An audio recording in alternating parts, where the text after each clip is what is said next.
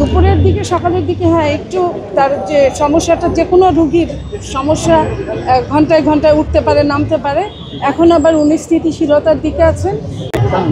উনার শারীরিক যে কন্ডিশনটা ছিল তার চেয়ে ভালো থাকলে তো আসলে তো কিওরই হয়ে যেতেন, বাসায় যেতেন। ওনাকে এখন ট্রিটমেন্টের মধ্যে আছেন। আমাদের চায়না থেকে একটা টিম আসছে, ওনারা এখন ট্রিটমেন্ট করছেন। আরেকটা টিম আসবেন, তারা অন দ্য ওয়ে। তো আপনারা, আমি বলবো আপনাদের মাধ্যমে সমস্ত দেশবাসীকে, দেশনেত্রী বেগম খালেদা জিয়া শুধু এখন আমাদের নেত্রী না, বাংলাদেশ জাতীয়তাবাদী দলের নেত্রী না, উনি সমস্ত বাংলাদেশের নেতা। উনি সমস্ত দলমতের ঊর্ধ্বে এখন, উনি গণতন্ত্রের নেত্রী। ওনার জন্য সমস্ত দেশবাসী, আমি যতটুকু জানি অনেক বাসায় আছে, তারা রাত জেগে কথা শোনার জন্য যে উনি কেমন আছেন এটুকু শোনার জন্য অধীর আগ্রহে অপেক্ষা করছেন। আমি তাদের জন্য বলতে চাই, আপনারা সবাই দোয়া করবেন ওনার জন্য। উনি যেন খুব এই সকল সমস্যাগুলো দূর করে উনি আমাদের মাঝে ফিরে আসতে পারেন। সামনে নির্বাচন, উনি আমাদের সাথে নির্বাচন করতে পারেন এবং আমরা বলবো যে উনি আমাদের মাঝে ফিরে আসবেন, এটাই আমরা প্রত্যাশা করছি।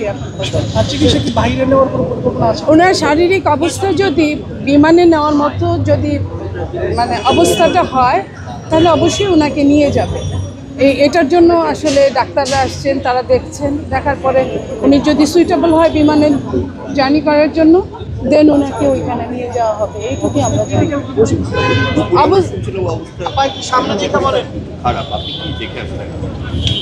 দেখেন, আমরা যেটুকু জানলাম, দেখলাম, ওইখানে তো আসলে ঢোকাটা বুঝেনি যে অবস্থাটা।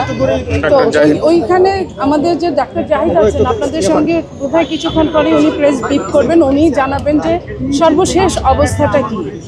আমরা যেটুকু জানলাম সেটুকু যে উনি আগের মতোই আছেন। দুপুরের দিকে সকালের দিকে হ্যাঁ একটু তার যে সমস্যাটা, যে কোনো রুগীর সমস্যা ঘন্টায় ঘন্টায় উঠতে পারে, নামতে পারে। এখন আবার উনি স্থিতিশীলতার দিকে আছেন। আমার মনে হয় যে আলহামদুলিল্লাহ, আমরা দোয়া করলে দোয়ার বরকতে উনি সব কিছুর ঊর্ধ্বে মহান রাব্বুল আলামিন, ওনার দয়ার বরকতে আমরা ইনশাল্লাহ আমাদের নেত্রীকে ফিরে পাবো।